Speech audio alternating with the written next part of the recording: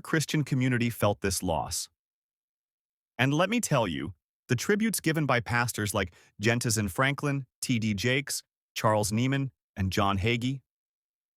There's Pastor Jentezen Franklin from Free Chapel. And folks, this story is incredible. He began his tribute by drawing a beautiful parallel from Scripture. And look at Jentezen's ministry now. Free Chapel has grown into a massive church with global influence. That healing wasn't just physical, it was generational.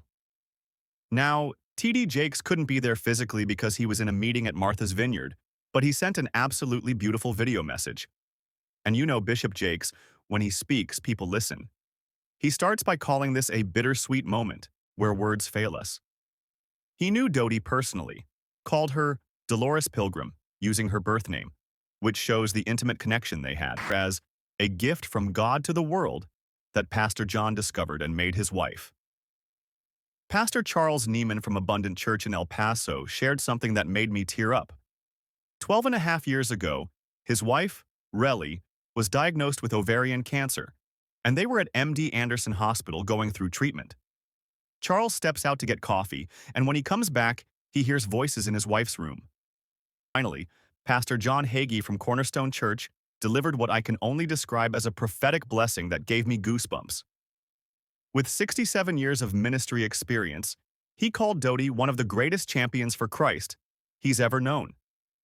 Hagee reminded everyone that this ministry started with profound humility in a feed store. Think about that. What we witnessed here wasn't just a memorial service. It was a masterclass in the kind of behind-the-scenes ministry that matters.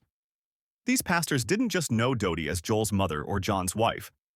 They knew her as someone who showed up in their darkest moments, prayed for their families, and demonstrated the love of Christ in practical ways. The common thread in all these testimonies? Dodie saw needs and met them. She prayed for healing and believed in miracles. She served others even when nobody was watching. That's the legacy that outlasts any sermon or building.